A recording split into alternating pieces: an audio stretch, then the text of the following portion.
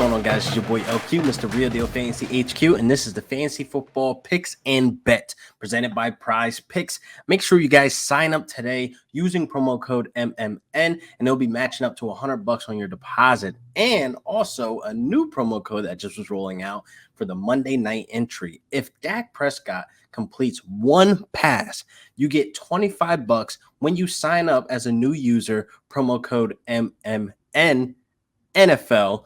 Yes, MMN NFL all together. You'll be able to get $25 on top of your matched up deposit. So please go do it now. Sign up. So today I got a great show.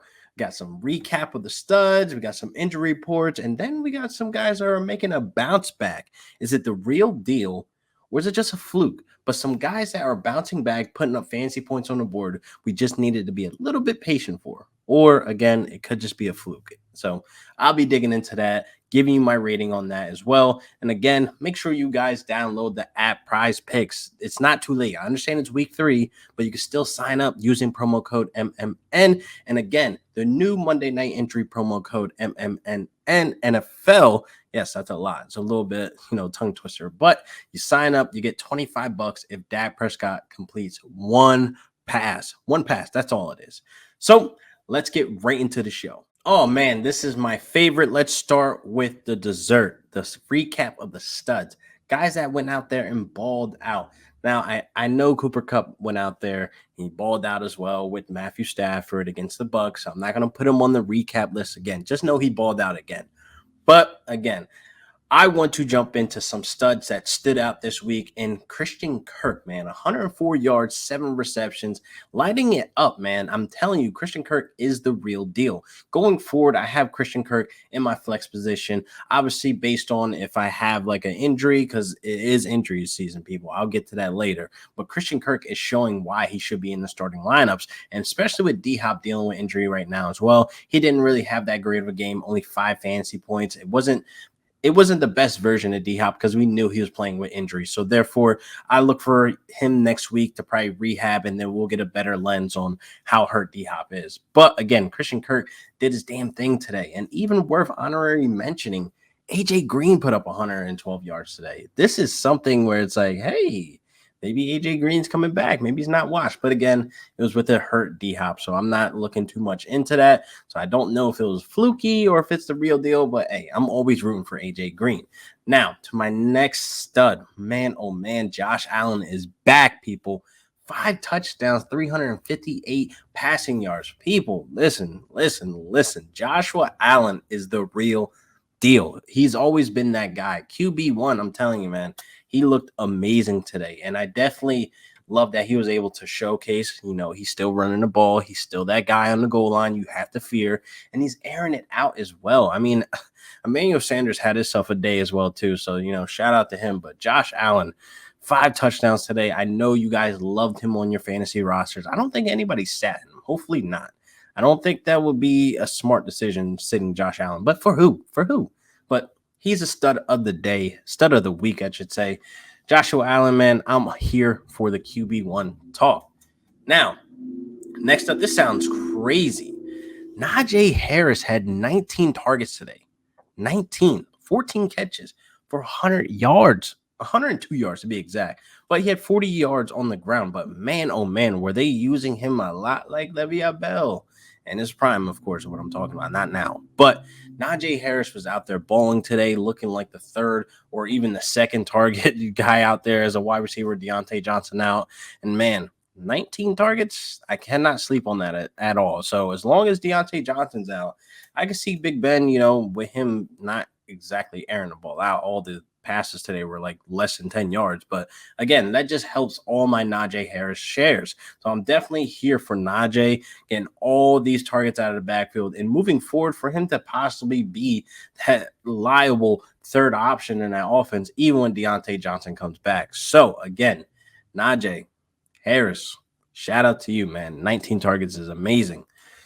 So let's move on to some veggies, I like to call this, because vegetables suck and injuries suck. So I like to put them together. So again, CMC has to go on this list because that was a huge loss on Thursday Night Football with a hamstring injury Do not know exactly time frame how long he's going to be out, but hey, it's hamstring like season right now. Like everybody's going out with a hamstring. So AJ Brown left earlier in the first quarter with a hamstring injury as well, limped off the field, and he did not return back. So he's dealing with a hamstring injury as well.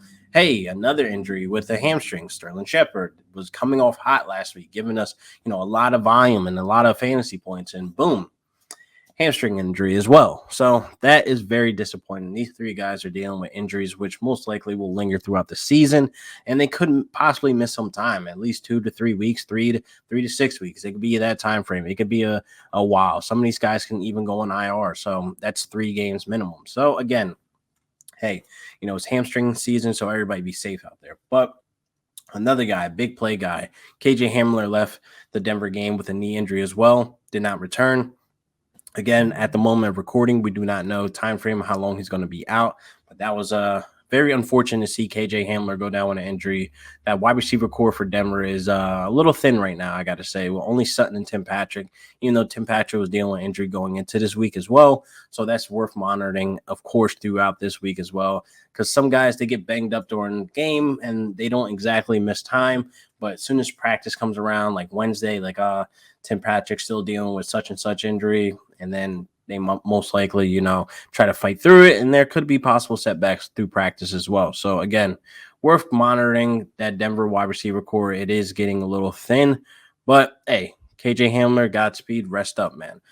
Now moving on to some bounce back players. Are they the real deal, or is this fluky, man? I really wish I can tell the future. I wish I was like a fortune teller to know if these guys mean business or if this is going to continue for X amount of weeks.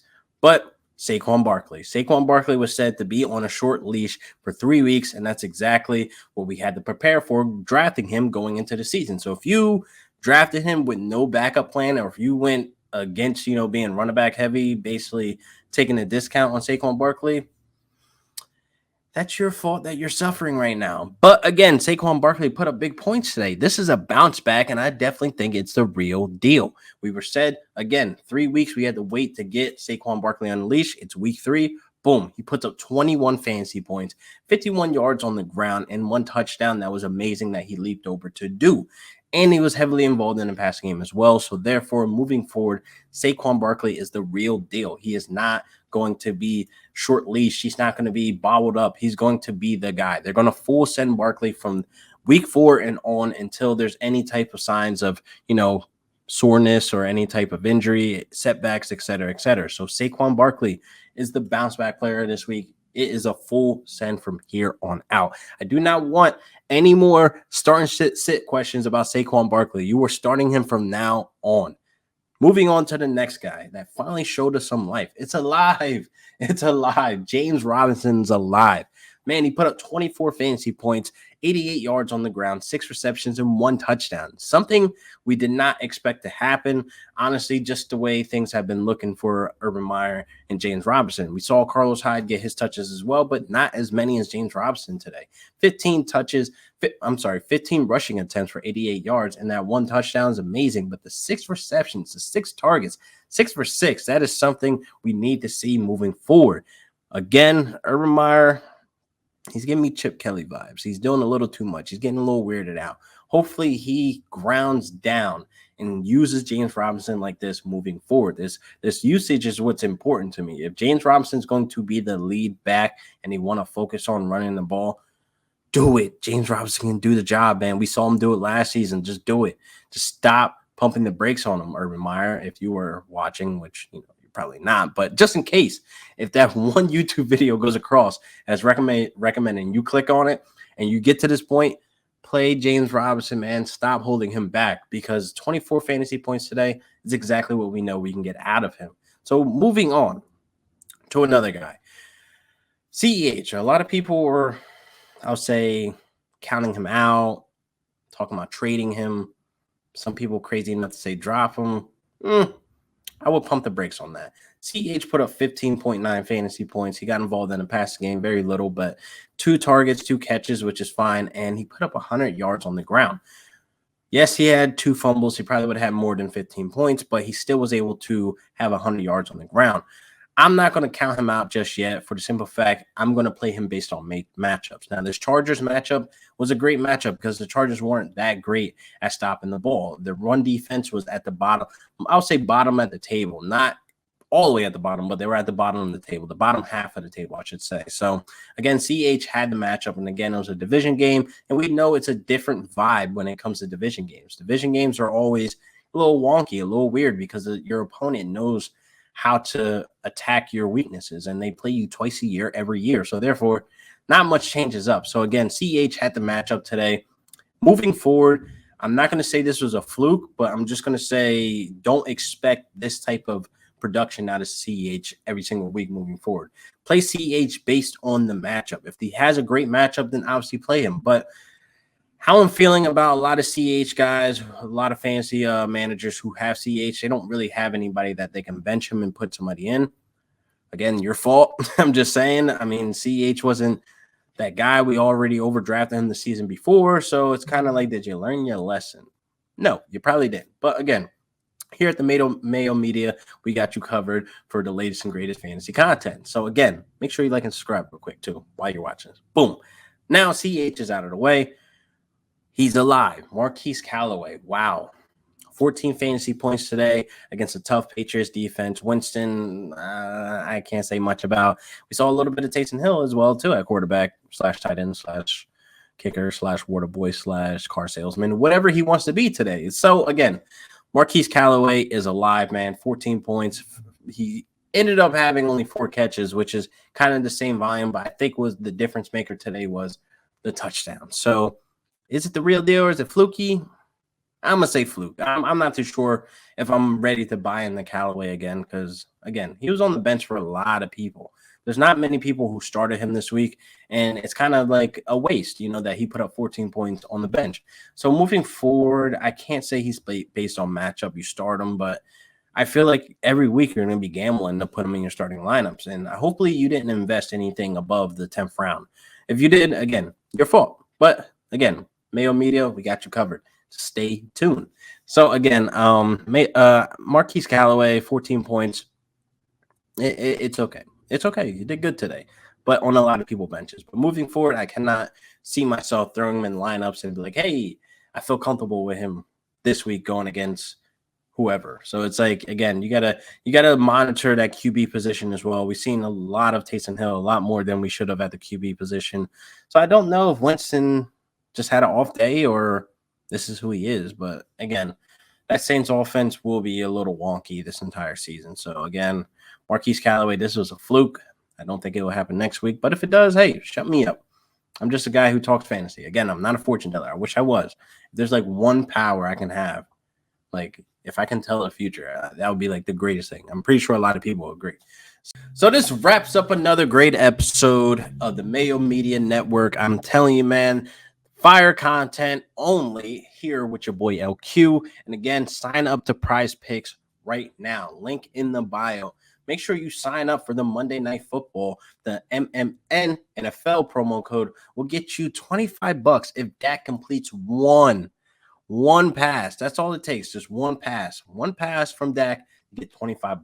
New users signing up, you still get the match up to $100. Set up for success.